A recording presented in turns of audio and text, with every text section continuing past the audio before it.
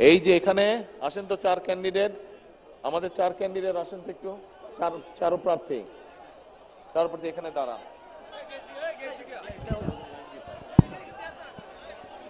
এই চারজন মানুষকে চেনেন আপনারা? এই চারজন মানুষের মধ্যে কাউকে কে চেনেন না? হাত তুলেন তো। চিনেন না? কে কে চিনেন না? না না চিনেন না। আর চেনেন কারা কারা এই চারজনকে? হাত তুলেন তো ভাই। আলহামদুলিল্লাহ, আল্লাহু আকবার, সবাইকে চেনেন। এই যে এই চারজন মানুষকে যে আপনারা ভোট দিবেন, কোন মার্কায় ভোট দিবেন? ইনশাআল্লাহ ধানের শীষে ভোট দিবেন। কেন ভোট দিবেন? স্লোগান বন্ধ, নাহলে স্লোগান দিলে কথা বলা যাবে না। হ্যাঁ, আচ্ছা বসেন এবার। ক্যান্ডিডেট সাহেবরা বসে পড়েন, আপনারা বসে পড়েন। ধন্যবাদ। এই যে এই মানুষগুলাকে যে ভোট দিবেন, আপনারা ভোট দিয়ে যে আপনারা সংসদে পাঠাবেন। কেন পাঠাবেন?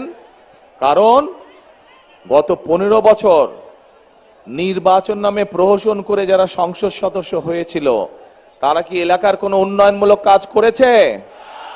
এই রাস্তার অবস্থা দেখলেই বোঝা যায় যে এই এলাকার মানুষের চলাফেরা করতে কি কষ্ট।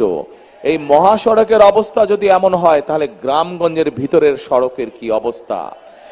এই রাস্তা দেখলে বোঝা যায় যে বিগত 15-16 বছর যাবত এই এলাকার স্কুলগুলোর, কলেজগুলোর কি অবস্থা, ভেঙে চুরে নষ্ট হয়ে গেছে। ঠিক এই রাস্তা দেখলে বোঝা যায় যে এই এলাকার হাসপাতালগুলোর কি অবস্থা, মানুষ সেবা পায় না। ঠিক কি বল না? ঠিক ঠিক কথা বলেছি।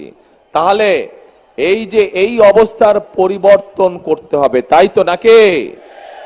অর্থাৎ এলাকার সমস্যা হলে এমন মানুষ থাকতে হবে যাদের কাছে আপনারা গিয়ে কথা বলতে পারেন, যাদেরকে গিয়ে আপনার সমস্যা বলতে পারবেন, যাদেরকে গিয়ে এলাকার সমস্যা বলতে পারবেন।